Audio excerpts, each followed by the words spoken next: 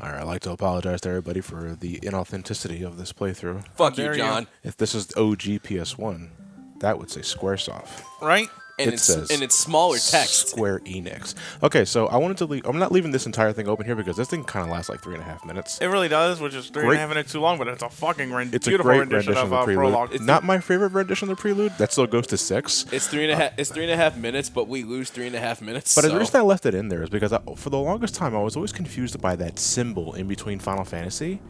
I don't know what it's supposed to be. It's a tramp stamp. I don't know if it's supposed to be a tramp stamp or maybe one of Goldberg's arm tattoos It does from like his cool. WCW days. Now he does tribal. No, yeah, I would guess so. Or maybe Mario's tattoo from his GameCube era. Oh, that's canon. You mean the Game Boy Advance? The Game Boy Advance tribal tattoo. Yeah, I remember that. You know, it's whatever at this point. It's still canon that Mario still has that tattoo in his sleeve. It's also canon that his last name's Mario. Yeah. Either way, greetings everybody. I'm John.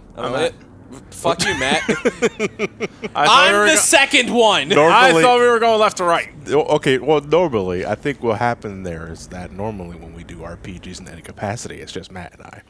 And Elliot is our guest for this playthrough. No, but this is like a main, like, SGB playthrough. It's like, well, no, we ain't doing weekend RPGs for this one. This is a special exception because this remake is coming out, and I'm wondering if we play it now. Yeah, yeah. So, but the reason why we're doing this, because we got the remake coming out in a couple of months at the time of this upload. But it's also this is Final Fantasy VII. I love it. Why put it on weekends? Why put it on? Well, because I like digesting like long videos on weekends. Kind of reminds me of like the old school Saturday morning cartoon vibe. Right. In a way, that's why we originally did it that way. But it's like Final Fantasy VII. There has to be a special exception for this one because this is one of my favorite RPGs of all time. Same. This was one of the first RPGs to really like hold a lot of ground for me as a fan of RPGs because 7 wasn't my first. That was 4. I played that originally around 93, 94, as well as Final Fantasy VI around that time. But those were just like those set up the foundation. 7 was there to like fully flourish and develop my love of the RPG. 7 was there when no one else was. Yeah, and well, in my case, I didn't really have a choice because this is 1997. I got this as a Christmas gift of that year. I wasn't even 2. No, you're not even 2 years old at that point. And Barrett's got like a little cancer coming out of his good hand. At this point, my Super Nintendo was already dry of content because, again, Steven traded in most of my games and the console to get the PS1. Yep. So 1996, we get the PS1, we get Crash Bandicoot. I end up loving Crash Bandicoot so much. It's like, okay, it's whatever at this point. But then this started making the rounds on TV, the commercials and all sort of thing. And I was like, oh, another Final Fantasy. It's like, cool, I like Final Fantasy. I played Final Fantasy 2, and I played Final Fantasy 3. What happened to the other 4? Insert clip from Chronologically Confused here. So Final Fantasy VII was the first time the Final Fantasy was getting like a big-ass mainstream attention. It was also, I believe, the first Final Fantasy game to be released in Europe. And because before then, I think they only had Final Fantasy Mystic Quest. And to that I say, I'm so sorry. My apologies. Fuck you, you don't learn about Cecil. But because this was America like 2, Europe 2 million. But because this was like one of the first Final Fantasies to get like international release of that scale, they left the name alone. They called it Final Fantasy VII. Yeah, because they didn't want to mess with the name, with the number. Well, bullshit. not anymore, anyway, because they had no problem doing that with 2 and 3. Yeah, or 4 and 6. Because like we got Final Fantasy 1. All right, that's still Final Fantasy 1. We don't get 2 and 3, so we get 2, but it's still 4. And originally, this did start as an N64 title. Yes, it did. You can see proof of concept as early as I want to say from like 1995, 96. And originally, they just took 3D. They just made 3D models of Final Fantasy VI characters, like Terra, Locke, and Celeste, and all that sort of thing, as a proof of concept. But then they realized the power's there, but the space is not. Right. So Square ended up making a deal with Sony instead to produce a game exclusive for exclusive at the time, the PlayStation 1. Hey, remember when you released Final Fantasy games on your consoles? Yeah. Fuck y'all. Okay, like we appreciate it. Well, we gotta go. See ya. This house is too small. And thus, Final Fantasy VII was eventually a reality And that's where we are today. I've been playing this game since 1997. Same. I Haven't looked absolutely back. love this game. It is one of my favorites in the series, one of my favorite RPGs, period. There is not much I don't like about this game. Obviously, the graphics have aged. It's a little antiquated that way. The controls a little stiff at points. Sometimes it's a little hard to tell where you're going. But, you know, they give you the select button to fix that up. And, you know, obviously there are, like, other games, like, you can argue that are mechanically better. I would say 9 is mechanically better. But it's also, like, 7 just hits a lot of notes for me. I look at 7 as just like a way to test the waters because, you know, it's their first time for putting 3D Final Fantasy, yeah. because let's be real, like gameplay wise, not that much different from the Super Nintendo stuff. No, No, it's not. No, it's really not. It's aside just, from camera angles, but well, yeah, but it's just 3D in general. That was obviously like the big point. It was like, oh my god, Final Fantasy is making the jump to 3D. We got 3D models that look like Popeye characters, but it's fine. It's whatever. We got pre-rendered backgrounds. We got dynamic. you see camera Cloud squeeze angles. a can of materia. Yeah. It's delicious. Canon materia. Yeah, I like that. But I like how there's a canon materia. But that's where I stand. But Matt, what history of Final Fantasy VII do you have? I remember it was actually my sister that rented this once from a Blockbuster, and I fell in love with it. Heather couldn't give two shits. So I asked for 1 year for Christmas, and I sat myself through it, trials and tribulations and all. And I have to confess, I absolutely fell in love with Final Fantasy VII to the point when we got Final Fantasy VII, like, my first question when I played that was, where's Cloud? Yeah. That's when I learned that Final Fantasies actually do, when they go, the only thing that they have in sequels is that the number goes up. That's really it.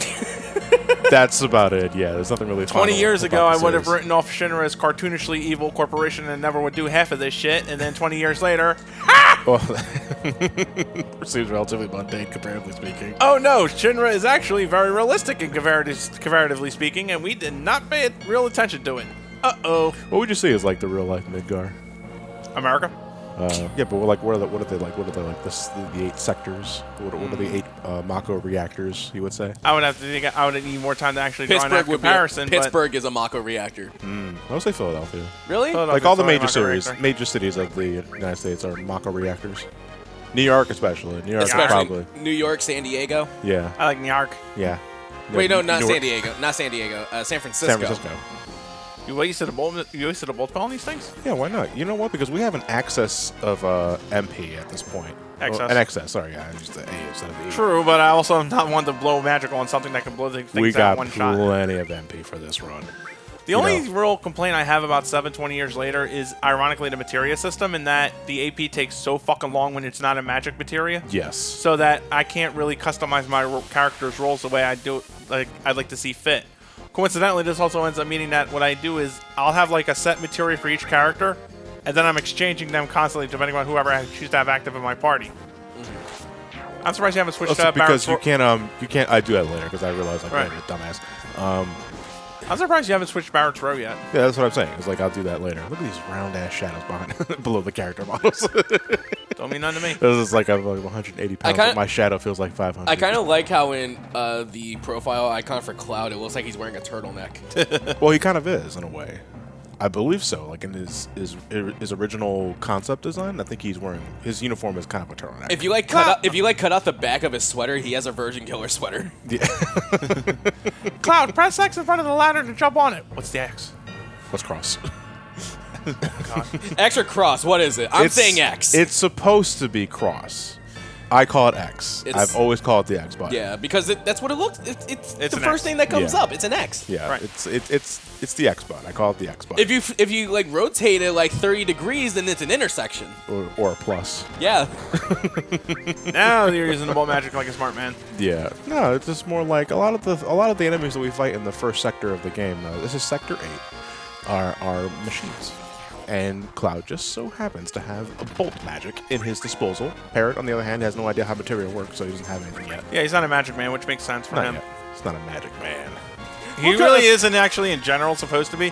There is enough of a distinction. There's supposed to be enough of a distinction in the stats to show what roles each character is going to be doing. I don't really follow that all that much. For example, Cloud, of the 9 playable characters you'll have, has the lowest dexterity. Barrett has the lowest magic but the highest defense and really good strength. So on the days of the game when I'm actually deciding to just adhere to roles, I make Barrett into kind of like a knight class. I'll give him Cure Magic, but I'll also give him the Cover Materia. Yeah, I give him cover as well. Yeah, because Cover with him in the back row also not only means he's soaking up more damage, he's taking less damage. Yes. Which makes Cover Materia surprisingly much more beneficial than I ever gave it credit for in my earlier years. Originally, yeah, I didn't see much to cover because I kind of took Eris words to heart. It was like, I have materia, but it's absolutely worthless. It's like, I just don't know how to use it appropriately. Although back then I didn't realize she was also probably talking about the white materia. Yeah. But, you know. No, actually, I did come to realize that on my first one. I was like, oh. Damn it, Eric. Again, we could talk about that later. So, yeah, That's actually my favorite character, though. I love him. Let's talk about what's actually happening here. So, like, what the characters that we're controlling. So, we are part of an eco-terrorist group called Avalanche. And second incarnation of Avalanche. Okay, we're going to just bring in the complication of Final Fantasy VII into this. Yeah, why not? Yeah, we might as well. They did. We have to. We gotta live through.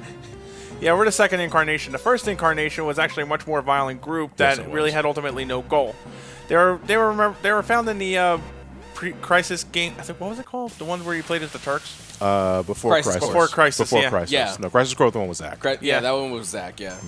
And before Crisis had like a bunch of wackos, including one. The only bit of lore I liked from it was actually the summon materia lore for the final boss, where it was so powerful the summon materia alone couldn't make it, so you had to have like 4 other component pieces to bring it out. Yeah. To go back into, so this is the sector. So Sector 8 is pretty much just the tutorial area. Obviously, you just want to bring you in slowly, and the boss of this area, the Magitech Scorpion, is really no different. Very set pattern. He'll always. I call it the Magitech Scorpion because he's brought back in 14. And he's called the Magitech Scorpion. So this is kind of like. I kind of think if that's the case, the Magitech Scorpion might have been more fitting from the 13 boss. Yeah. The Manazubian Scorpion or Manazubi Ward-Tech or something like that. Yeah. Anyway, very set pattern. He always begins the battle by doing Surge Scope on one of the characters. Then he'll either do Railgun or Scorpion Tail. After 2 rotations, he will lift his tail up. At that point, stop doing what you're doing. Yeah, the game tells you as much, but players took it the wrong way. It's because of the way it's phrased. It's also because of the 1 box limit. Like you'll see a comma at the top of it. No, it's actually an exclamation point. It's not a comma. It's an exclamation point. Oh, I'm sorry. So it's like attack while its tail's up. It's going to counterattack with laser. Yeah, which is kind of what I interpreted the first time around. Yeah, but it's also like, I even though my first playthrough, I kind of took that as like it was like, oh, never mind. It's like, I understand there's an exclamation point at the end. That's a complete sentence. But he also follows up with, it's going to counterattack with its laser, because you can't do anything while he's telling Barret this stuff. It's like, attack while its tail is up. It's good at counterattack with its laser. Okay, so don't attack while its tail is up. Also, I have to ask, why doesn't it use the laser anyway? Probably because the game was the question. Probably because it's not programmed to do that unless it actually warrants it. All right. I'm imagining at this point in the game, where with the development into the cycle with the Shinra Magitech weaponry, they're pretty much working their means to include smart tech or certain attack protocols within their mechs. Make it look defenseless until you attack it where it's suddenly not. But the problem is that it can't really look defenseless. When it I know, that. But it's like a 18-foot large Magitech Scorpion. I just thinking of the logistics about that sort of thing is always kind of entertaining. It's like, okay, so we got our outfit with this magic laser. That's great. What's the problem? Well, it won't use it until it gets attacked. Well, that's really stupid. It's like, well, after that, it's getting attacked now. You brought it out, and it's hardly going to be attacked, so you may as well just do that. Unless, of course, there's cost to factor in as well. Maybe. I mean, Shinra always took me as a company that had plenty of money. Oh, Shinra is the kind of... Oh, no, Shinra is like any other company. It has the money to fix the issues. It won't actually do it. See Comcast. YouTube. Does Shinra have cable service? Shinra probably does. Yeah, of course. But it's like Russian TV, you know. Channel 1 is propaganda. Channel 2 is a Shinra officer with a gun facing you yelling, "Turn back to Channel 1!" Yes, sir, Mr. Shinra. Anyway, when you're back attacked like this, your damage goes down, or at least your physical damage normally, unless you have a gun, which doesn't mean shit to Barret, or magic, which doesn't mean shit to Cloud. Yeah. Also, if your back is facing against an enemy during a back attack, you will take double the damage for the first attack. Right. So one thing you could do is as soon as a back attack loads, if you tap the shoulder buttons, which get you running, your characters will automatically face the enemy, and you avoid taking double damage. So something to keep in mind for a boss fight later before we exit Midgar, actually.